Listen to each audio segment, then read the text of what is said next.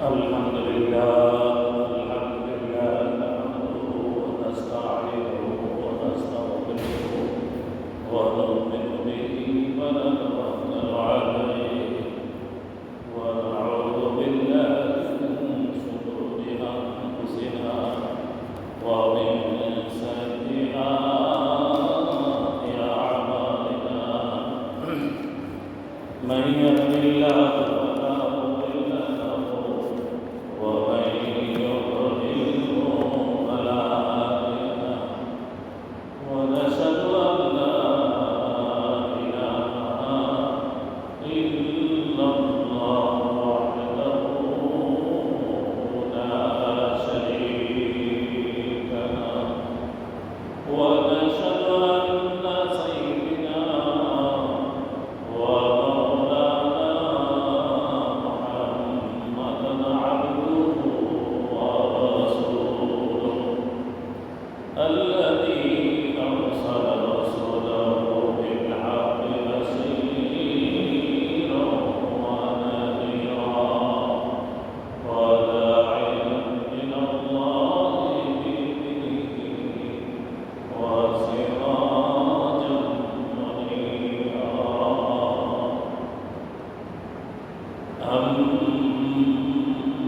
أما بعد فأعوذ بالله من الشيطان الرجيم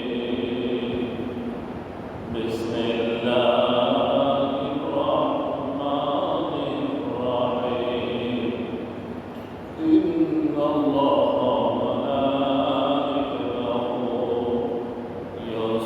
يصلون على النبي يا أيها الذين آمنوا صلوا عليه وسلموا تسليما اللهم صل على سيدنا ونبينا وشفيعنا وحبيبنا مولانا محمد صلى الله عليه وعلى آله وأصحابه وبارك وسلم بلغ العلا بكماله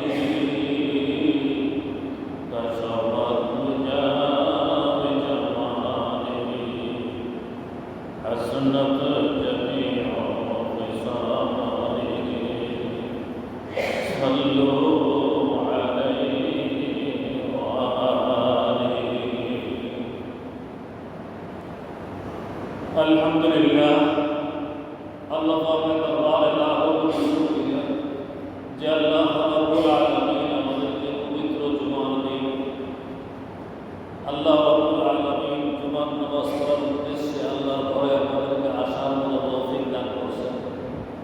এই জন্য আমরা সেই মহান প্রভুর দরবারে সকলেই শুকরিয়া আদায় করি আলহামদুলিল্লাহ। মাওলা পাকের মেহেরবানি যে মাওলা আমাদেরকে কবুল করছেন। এক সপ্তাহ 7 দিন, প্রতিটা দিনের নাম আছে। এর ভিতরে জুমার দিন, যেটাকে আমরা শুক্রবার বলি, এই জুমার দিনটা হলো এই 7 দিনের মধ্যে সরদার দিন, অর্থাৎ সবচেয়ে দামি এবং উত্তম দিন এবং মূল্যবান দিন।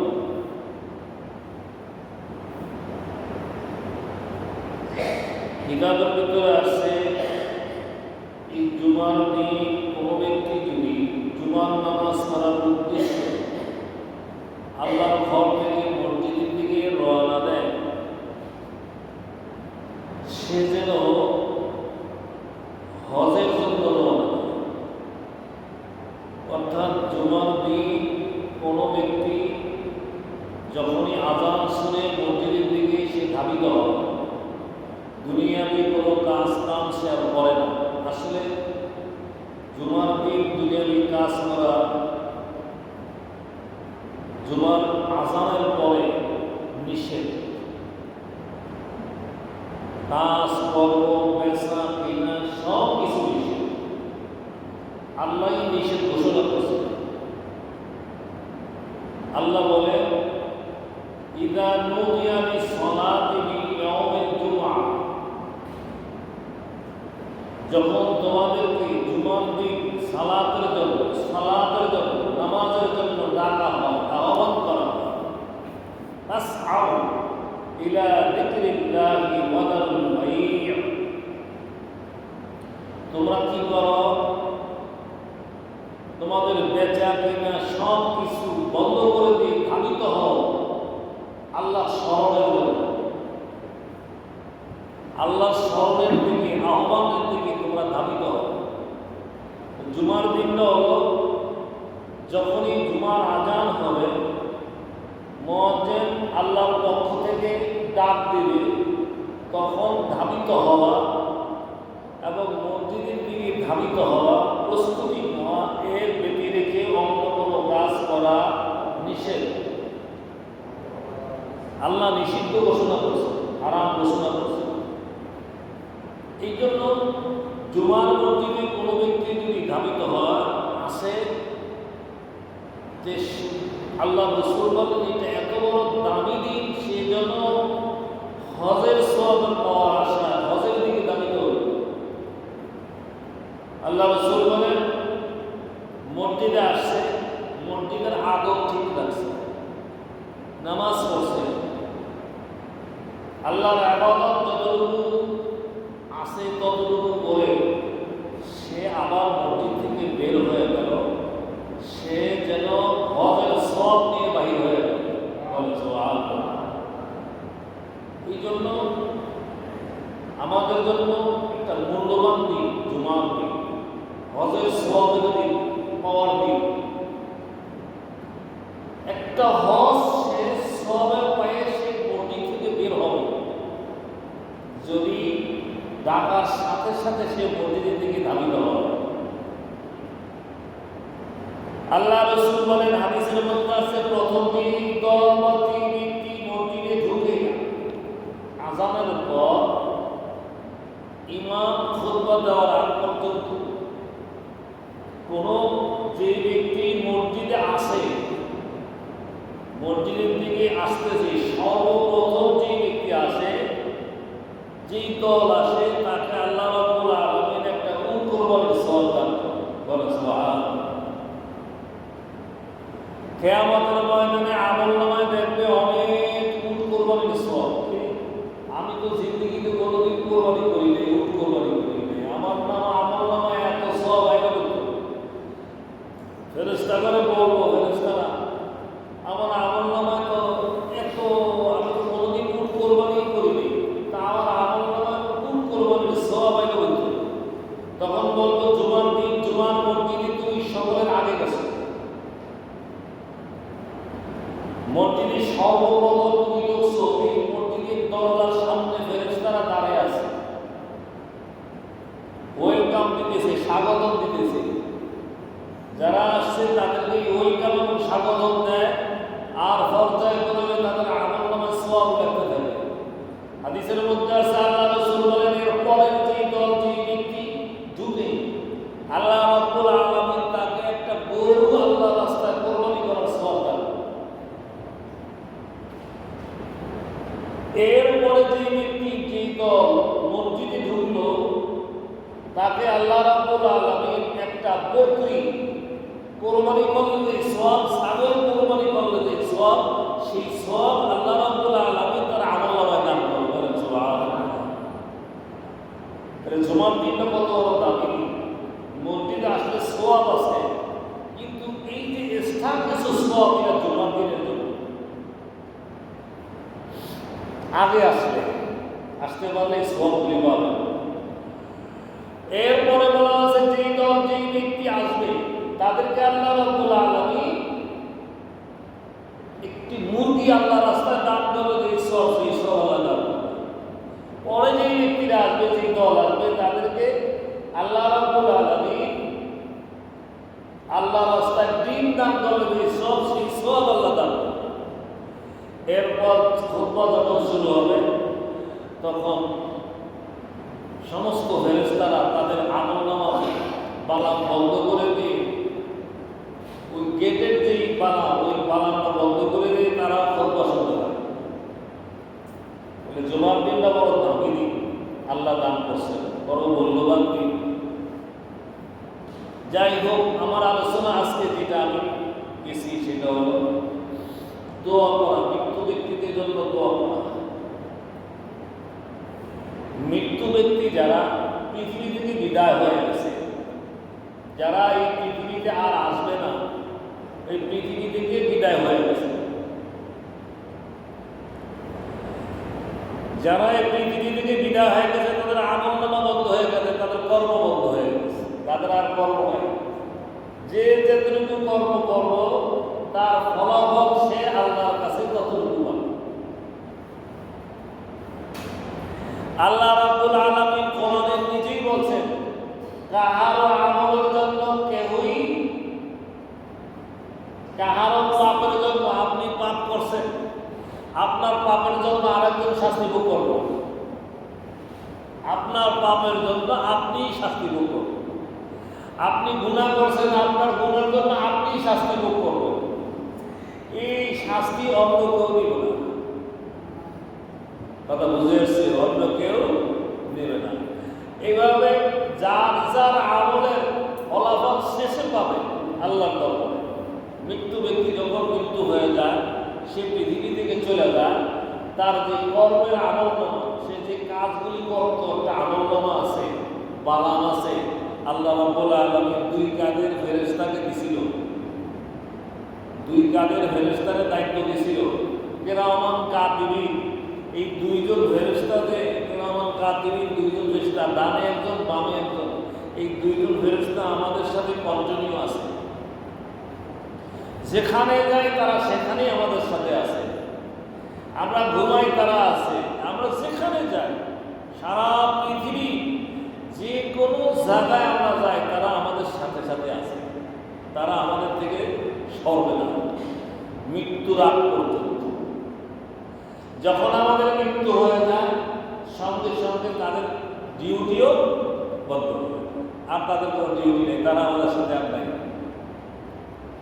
এই আমলনামার মধ্যে আমি যা করছি তাই আমার এটার ফলাফল দিব। আমি যদি পাপ করে থাকি, আমি যদি গুনাহ করে থাকি, তা আমার পাপ আমি ভোগ করবো। আপনি যে পাপ করছেন, ওই পাপের জন্য আপনি সেটা ফলাফল ভোগ করবেন। দ্বিতীয় অন্য কেউ সেই পাপের ভাগী হবে না, কেউই হবে না, কেউ না।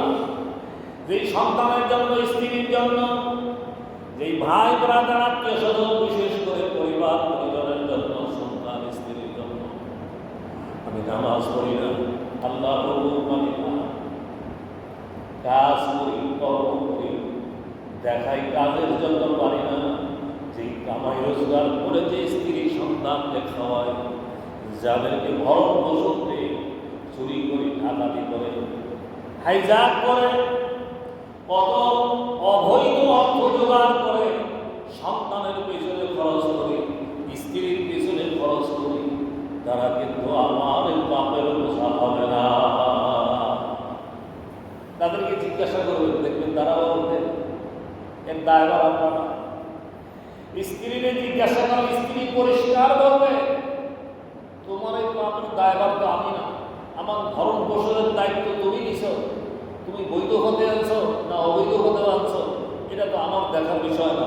তোমার যদি অবৈধ হতে এনে থাকো, তো তোমার শাস্তি তুমি ভোগ করবা, কিয়ামতের দিন আমি ভোগ করবো। স্ত্রী পরিষ্কার জবাব দেবে, সন্তান পরিষ্কার জবাব দেবে, তোমার কর্ম তুমি ভোগ করবো।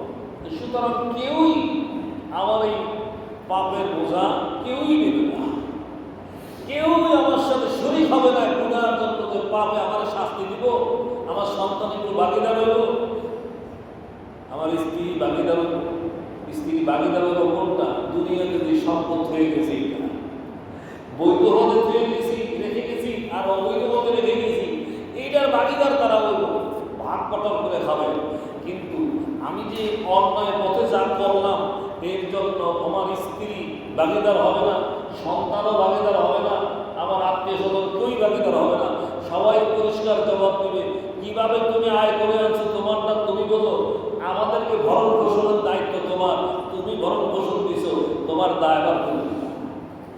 সুতরাং মানুষ মরে গেলে তার আমলের ফলাফল সে নিজে ভোগ করবে। মানুষ মরে গেছে, তার আমল বন্ধ হয়ে গেছে, এখন আর তার কিছুই করার নেই। কিন্তু তারা যখন চলে গেছে, আমরা আত্মীয় স্বজন, সন্তান সন্ততি, আমরা স্ত্রী আছে, সন্তান আছে, ভাই আছে, বাপ আছে, এই যে তারা চলে যাওয়ার পরে আমরা যে তাদের সন্তান, আমাদের তো কিছু মনে চায় তাদের জন্য কিছু করার, কি মনে চায় না? আমাদেরও কিছু চায় যে আমরা তাদেরকে কি করব, তাদের জন্য কি দিব।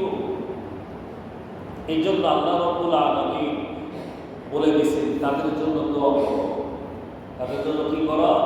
দোয়া করো। এই দোয়াটা তোমার কাজে আসবে।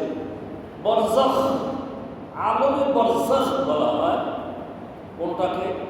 মৃত্যুর পরের থেকে কিয়ামতের ময়দানে পুনর্জীবিত হওয়ার আগ পর্যন্ত যে সময়টা, এই সময়টাকে বলা হয় আলমে বরজাখ। অর্থাৎ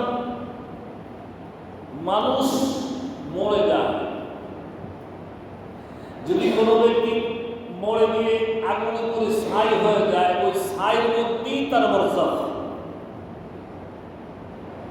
ওই ছাই হয়ে গেলে কি হবে? আল্লাহ পাকের ভিতরেই তার কবরের ব্যবস্থা করবে, তার পাপের জন্য শাস্তি আর ভালো আমলের জন্য তার শান্তির ব্যবস্থা আল্লাহ করবো। এটাকে বলা হয় আলমে বরজাখ। বহু মানুষ নদীতে পড়ে পচে গলে যায় পানির মধ্যে, সে যেভাবে পচে গলে গেছে, পানির মধ্যে মিশে গেছে, ওটার মধ্যেই তার আলমে বরজাখ চলতে থাকবে, তার যে আমল নামার ফলাফল সে হইতে থাকবে। এর জন্য বলা হয় নাকি আলমে বরজাখ। সাধারণভাবে আমরা বলি কবর জগৎ। এই কবর জগতে আলমে বরজাখের মধ্যে যখন মানুষটা যাবে, ওই মানুষটা একটা বড় অসহায় অবস্থায় থাকে। এর চেয়ে অসহায় পৃথিবীতে আর কিছু নেই। সাগরের মধ্যে পড়লে মানুষ যেরকম অসহায়, কুল কিনার হয় না। এরপর কুল কিনার না পাইতো, তারপর মনের মধ্যে আশা থাকে হয়তো কোনো একটা জাহাজ এই সাগরের ভিতর দিয়ে যাবে, যদি যায় আমি অবশ্যই হয়তো সেখান থেকে বেঁচে উঠতে পারি, অথবা যদি কোনো একটা চরের মধ্যে ঢুকে পড়ি তবুও তো আমি বাঁচব। কিন্তু ওই মানুষটা যে অসহায়, তার থেকে বেশি অসহায় অন্ধকার কবরের মধ্যে, এমন একটা কঠিন অবস্থার মধ্যে, বরজাখের মধ্যে সে কঠিন অবস্থা, তার কিছুই করার নেই, এমন একটা অসহায় অবস্থা থাকে। এই জন্য অনেকটা যদি কবরের মধ্যে যায়, হাদিসের মধ্যে আছে আল্লাহ রাসূল বলেন যখন তিনটা প্রশ্ন করা হবে, প্রশ্ন তিনটার উত্তর দেওয়ার সঙ্গে সঙ্গে আল্লাহ রাব্বুল আলামিন বলে দিবেন আমার বান্দা সত্য কথা বলছে, ও ফেরেশতারে কবরের মধ্যে বেহেশতের বিছানা বিছায়া দাও। যদিও আমরা মাটির মধ্যে রেখে আসছি, কিন্তু আল্লাহ রাব্বুল আলামিন কবরটার ভিতরে এই বরজাখের মধ্যে আল্লাহ রাব্বুল আলামিন তাকে কি করব? বেহেশতের বিছানা বিছিয়ে দিবেন। এই বেহেশতের বিছানার উপরে থাকবে সে। হাদিসের মধ্যে আছে আল্লাহ রাসূল বলেন সঙ্গে সঙ্গে কবরটা এত বড় হয়ে যাবে, চোখের দৃষ্টি পরিমাণ আল্লাহ ফাঁকা করে দেবে। বলেন সুবহানাল্লাহ। বিশাল একটা জায়গা আল্লাহ বানিয়ে দিল, সংকীর্ণ তখন তার জন্য থাকবে না। দিন একটা তার জন্য কোনো সংকীর্ণ নেই কবরটা, সে কবরটার মধ্যে কোনো সংকীর্ণতা পাবে না। সঙ্গে সঙ্গে কবরটা বিশাল বড় হয়ে যাব, চারিদিকে চোখের দৃষ্টি যতটুকু যায় ততটুকু পরিমাণ আল্লাহ ভাড়া করে। এই জায়গার মধ্যে তাকে আল্লাহ রাব্বুল আলামিন বেহেশতের বিছানা বিছিয়ে দিল। আল্লাহ রাব্বুল আলামিন ফেরেশতাকে বলবো, ওই বেহেশতের যে আমার বান্দা বেহেশত কামাই করছে, তার জন্য জান্নাত আছে, ওই জান্নাতের সাথে বেহেশতের সাথে আর তার এই কবরের সাথে বরজাখের সাথে তুমি কি করো? একটা লাইন করে দাও, একটা সুরত করে দাও, যাতে করে ওই বেহেশতের থেকে নিয়ামত তার ভিতরে আসতে পারে। বলেন সুবহানাল্লাহ। বেহেশতি নিয়ামত সে আরাম করতে থাকবে। যখনই দুনিয়া থেকে কোনো সন্তান, কোনো আত্মীয় স্বজন স্বজন তার জন্য দোয়া করে, মাফ চায়, ক্ষমা চায়। আমরা চাই না? ক্ষমা চায়, মাফ চায়, চোখের পানি ফেলায়। হাদিসের মধ্যে আসছে সন্তান যখন বাবার জন্য মাফ চায়, মায়ের জন্য মাফ চায়, আল্লাহ রাব্বুল আলামিন এই দোয়াটা আল্লাহ কবুল করে। বড় সন্তান যখন চোখের পানি ছেড়ে দেয় আর আল্লাহর দরবারে ক্ষমা চায়, আল্লাহ তুমি আমার বাবাকে মাফ করে দাও, আল্লাহ তুমি আমার মাকে মাফ করে দাও, আল্লাহ রাব্বুল আলামিন এই সন্তানের দোয়া আল্লাহ কবুল করে না। ওই সন্তানের দোয়াটা আল্লাহ কবুল করে। যখনই আল্লাহ দোয়াটা কবুল করে তখন বেহেশতের ওই কবরের মধ্যে যে নিয়ামতের মধ্যে ছিল ওই নিয়ামতের শ্রেণী আছে, বুঝলেন নাই? শ্রেণী আছে। যেমন দুনিয়ার মধ্যে একজন সাধারণ চেয়ারম্যানের বাড়ি সরকারিভাবে যদি কোনো বাড়ি নির্ধারণ করে থাকে, ইউনিয়ন এবং চেয়ারম্যানের বাড়ি আর এমপির বাড়ি কি এখনো একটু উন্নতি হল, আবার এমপি থেকে মন্ত্রী বাড়িটা আর একটু উন্নতি হইল, মন্ত্রী থেকে প্রধানমন্ত্রীর বাড়িটা আরো উন্নত হইল। এটি তো নিয়ম। যখনই বান্দা বাবার জন্য দোয়া করছে, মায়ের জন্য দোয়া করছে, মাফ চাইছে, আল্লাহর কাছে খাওয়া চাইছে, তিনি যদি বেহেশতবাসী হয়ে থাকেন, জান্নাতের নিয়ামত ভোগ করতেছে, ওই নিয়ামতের স্তরটা তখন আরো উন্নত করে দেয়। বলেন সুবহানাল্লাহ, আরো উন্নত হয়ে যায়। তখন জিজ্ঞাসা করা হয় ফেরেশতা, আমি তো কোনো আমল করিনি, আমি তো কবরের মধ্যে বহু বছর ঘুরে আছি, বহু বছর ঘুরে আছে কবরের মধ্যে, এই কবরের মধ্যে আমি অনেক বছর পর্যন্ত ঘুরে আছি, আমি তো কোনো নেক কাজ করিনি, আমি তো কোনো আমল করিনি, তাহলে আমার এই বেহেশতের যে নিয়ামতটা আমাকে আল্লাহ দিয়েছে কবরের মধ্যে শান্তি, এর স্তরটা, এর শাখা, এটা আরো উন্নত হইল কেন, আরো উপরের দরজা আসলো কেন? তখন ফেরেশতারা বলবো, দুনিয়াতে তোমার সন্তানেরা তোমার জন্য কান্নাকাটি করতেছে এবং চোখের পানি ছেড়ে আল্লাহর দরবারে মাফ চাইছে, ক্ষমা চাইছে, এই জন্য তোমার মর্যাদা আল্লাহ বাড়াই দিচ্ছে। বলো সুবহানাল্লাহ। সুতরাং দুনিয়ার থেকে সন্তান আত্মীয় স্বজন যখন কোনো সওয়াব পাঠায় তখন ওই সওয়াবটা তার আমলনামায় যায় আর তার কবরের ভিতরে উপকারে আসে। কবরে যারা থাকে তারা অসহায়, তারা দোয়া পাওয়ার জন্য কাঙ্গাল হয়ে আছে, তারা যে কি অসহায় অবস্থা আছে, কাঙ্গাল অবস্থা আছে। কোন সময় আমার সন্তান আমার জন্য কিছু পাঠাবে, কোন সময় আমার আত্মীয় স্বজন আমার জন্য কিছু পাঠাবে, শুধু এই চিন্তায় থাকে, এই অস্থিরতার মধ্যে থাকে, কারণ তাদের নিজের তো কিছু করার ক্ষমতা নেই। সন্তানে পাঠাবে, সন্তান দান করবে, দানের সওয়াবটা তাদের আমলনামায় যাবে, তখন তাদের মর্যাদা আল্লাহ বাড়াবে। যদি কোনো বিপদে পড়ে থাকে, কবরের মধ্যে শাস্তির মধ্যে পড়ে থাকে, দান অনুসারে, দোয়া অনুসারে আল্লাহ রাব্বুল আলামিন ওই দোয়ার কারণে তাদের শাস্তি কমায়া দেয়। অনেক সময় ওই দোয়ার কারণে আল্লাহ তাদের শাস্তি মাফ করে দেয়, কবরের আযাব আল্লাহ মাফ করে দেয়, দানের কারণে আল্লাহ কবরের আযাব মাফ করে দেয়। এই জন্য বলা হয়েছে তুমি দান করো, তাদের জন্য দান। আমাদের কাজ হলো দুইটি, একটা কাজ হলো দোয়া করা আর একটা কাজ হলো দান করা। এই কবরের ব্যক্তি দুইটাই আমার কাছে পাওনা এবং দুইটার উপরেই তারা সবসময় আকাঙ্ক্ষা করে থাকে যে কোন সময় একটু দান করে সওয়াব আমার জন্য পাঠায়, কোন সময় তারা আমার জন্য একটু দোয়া করে, দোয়া পাঠায়। আমি পারি দোয়া করতে, দোয়া করার জন্য কারো কাছে ধর্ণা করা লাগে না, কি লাগে? অনেকে মনে করে দোয়া আমার তো কবুল হয় না, না হয়, আমি গুনাহ করছি, পাপ করছি, এই চিন্তা তারা ভুল। আপনি গুনাহ পাপ করছেন, যা করছেন, আল্লাহর কাছে চাইতে তো কোনো অসুবিধা নেই। আপনি যত চাইবেন আল্লাহ ততই তো খুশি। চাইবেন, খুঁজবেন, চাইতে জানি নাই কতটাও,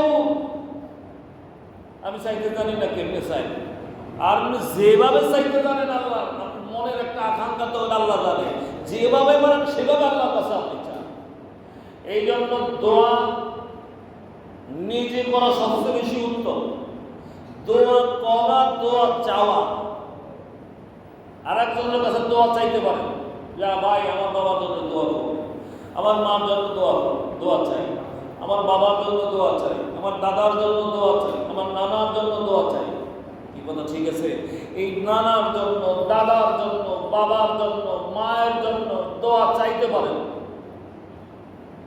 এই দোয়া করা একটা, দোয়া চাওয়া একটা, এই দুইটাই আপনার আমার কাজ। আমি দোয়া চাবো, দোয়া করবো, যেভাবে পারি সেভাবে করবো। আর তাহলে হুজুর লই যে করতে পারবেন কোনো কথা নেই, এরকম কোনো বিধান নেই। এখানে হুজুর ঘরে নিয়ে আবার দোয়া করাই। হ্যাঁ, হুজুর ঘরে লইছেন, দোয়া চাইবেন তার কাছে, দোয়া করানো না। আমাদের দেশে হয়ে গেছে দোয়া করায়। দোয়া করান আর দোয়া চাওয়া এক কথা না।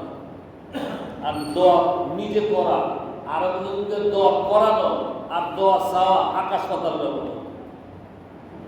আপনি মসজিদে আপনার দোয়া চাইবেন, আপনি বাবার জন্য দোয়া চাইবেন, আপনি দোয়া করবেন, আপনি না করে আইনা যে হুজুর ঘরে কত দোয়া এই পয়সা দিয়ে দিলাম, বাড়ার যে পয়সা, এই দোয়া কাম হইব না। এই দোয়ার সাথে নিজেরা শরীর থাকবে, ঠাকুর কাছে দোয়া চাইবেন আর আপনারা দোয়া করবেন।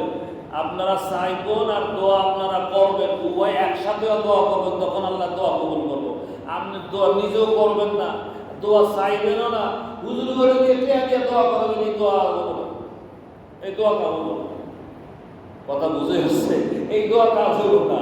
এই বারাকটা নিয়ে তারপর দোয়া করান, এই দোয়া কাজ হবো না। দোয়া নিজে শরীর থাকবে। দোয়া তো আপনার, দোয়া অর্থ কি? আপনার বাবার জন্য আপনি দোয়া চাইছেন, মায়ের জন্য দোয়া চাইছেন, সুপারিশ করা, আমার জন্য সুপারিশ করা। আর আমি সুপারিশ করবো আপনার জন্য, আমি নাই। আমাদের দেশের জন্য একটা রেওয়াজ হয়ে গেছে, মূর্তিকে 500 টাকা বাড়ায় দেয়, হুজুরের করে দোয়া করে দিন। এরকম করে না, হুজুরের দোয়া করে এই নিজে ধারে কাছেও যাবে। হুজুরে আপনার বাইরে মাফ করে দিব, বাবার জন্য মাফটা আপনি চাইবেন, আপনার লাগে হে সুপারিশ করবেন। সুপারিশ সবাই আছে, আসল যে তার জন্য তার দরকার হেঁটে উল্টো হয়ে গেল না। এই জন্য দোয়া যে দোয়া চাইবো, দোয়া করার দেবো না, দোয়া চাইতেই হের কাছে একটু দোয়া করেন আমার বাবার জন্য, আমি দোয়া চাই আপনার কাছে। সে দোয়া চাইতেও পারবে, দোয়া চাইবেন আর আপনি নিজে করবেন, সুপারিশ করবো, আপনি দোয়া করতে থাকবেন, আল্লাহর কাছে কান্নাকাটি করতে থাকবেন। এর এক। দ্বিতীয়ত, আপনি দোয়া করার জন্য আপনি মসজিদে বসে থাকার দরকার নেই। আপনি যখন হাঁটতেছেন দোয়া করেন, হাঁটতেছেন, মনে হচ্ছে বাবার কথা, সূরা ইখলাস তিনবার পড়েন। হাদিসের মধ্যে আছে একবার সূরা সহিহ হাদিস, এটা সূরা ইখলাস একবার পড়লে এক কোরআনের 1/3 পড়ার সওয়াব পাইবে। অর্থাৎ কোরআন শরীফ খতম করলে যেই সওয়াব, তার 3 ভাগের 1 ভাগ সওয়াব পাইব সূরা ইখলাস কুল্লাল্লাহু পাঠ করলে। আপনি 3 বার পাঠ করলে এক খতম কোরআন শরীফ সওয়াব হবে না। এটা কিন্তু হাদিস আছে, একের পরিষ্কার সহিহ হাদিস, এটার মধ্যে কোনো ভুল নাই। তাহলে এই যে সহিহ হাদিসে আসছে 3 বার, একবার পাঠ করলে 3-এর 1 অংশ, 3 বার পাঠ করলে পুরো এক খতম কোরআন শরীফের সওয়াব। আপনি ভুল বললা শুরু করেন না, হাঁটেন, সূরা ইখলাস 3 বার পড়েন, দুরূদ শরীফ পারেন না, দুরূদ শরীফ পড়েন। এখানে না পারলেও সাল্লাল্লাহু আলাইহি ওয়াসাল্লাম এই দুরূদ শরীফটা তো আমি পারি না, পারি না, কিন্তু সবাই পারি। পড়েন 10, 15, 20 বার, 100 বার পড়েন সাল্লাল্লাহু আলাইহি ওয়াসাল্লাম যেটুকু পারেন পড়েন। সূরা নাস, ফালাক পারলে তো আলহামদুলিল্লাহ পড়েন। পড়ে কোন মনে মনে কইলো আল্লাহ কবুল করুন, আল্লাহ আমি এই যে বললাম এই সওয়াবটুকু আমার বাবা মার কবরে পৌঁছে দিন। আপনি বলতে দেরি, কবরে যাইতে দেরি হলো। আপনি হাঁটতে হাঁটতে বসে কোনো অসুবিধা নাই, যেখান থেকে বলেন সেখান থেকে আপনি বাবা মার কবরে চলে দিন। আমরা আমাদের বাবা মারে কেন ভুলে যায়? আত্মীয় স্বজন, দাদা দাদি এগুলো ভুলে গেলাম কেন? আমাদের যত পুরাতন হয় কবরবাসী, তত আমরা দূরে সরে যাই, ভুলে যাই। কি কথা ঠিক না? তত ভুলে যাই, তত দূরে সরে যাই না। আমাদের কাজ হলো তাদের জন্য দোয়া, কারণ তারা তো অসহায়। এই জন্য তাদের জন্য আমরা দোয়া করবো, হাঁটতে হাঁটতে দোয়া করবো, বসে বসে দোয়া করবো, তাদের জন্য সওয়াব পাঠাবো, অসুবিধা তো নেই। আপনি আপনার বাবার জন্য যতটুকু দরদ নিয়ে দোয়া করবেন, ওই হুজুর করে পয়সা দিয়ে আনিয়ে দোয়া করলো হে দূরে করবে। আপনার মনের মধ্যে যে ব্যথা নিয়ে দোয়াটা আসবে, ওই দোয়াটা হ্যাঁ হুজুর করে বলতে আমি নিষেধ করি না, বরং হ্যাঁ সুপারিশ করবো আপনার পক্ষে। কিন্তু আপনি তো থাকবেন, আপনি থাকবেন, আপনি উপস্থিত থাইকা আপনার দোয়া আপনি করবেন, তারা আপনার লাগে সুপারিশ করবেন। কিন্তু এবারে সিকুর ফাকুর দিয়ে জায়গা আপনি খবরই নেই, আপনি এদিকে মনই নেই, দোয়ার আয়োজন করে আপনি খাওয়া না নিয়ে ব্যস্ত আছেন, ওদিকে এদিকে হুজুররা দোয়াটা করে যাই। এই দোয়ার ফলাফল কম, এই জন্য দোয়া আপনারই করতে হবে। আপনার নিজের দোয়া নিজে করবেন, বাবার জন্য দোয়া করবেন, মার জন্য দোয়া করবেন, হুজুর কইছেন হুজুর এই লগে লগে সুপারিশ করবেন। কিন্তু আপনার বাবার জন্য হে কদ্দুর করবেন, আপনার মার জন্য হে কদ্দুর করবেন, আপনার বাবা মার জন্য আপনিই যথেষ্ট, এই জন্য দান করবেন। 10টা টাকা দিচ্ছেন, আল্লাহ এই সবটুকু আমার মার কবরে বসিয়ে যাইব না, সাথে সাথে চলে দেব।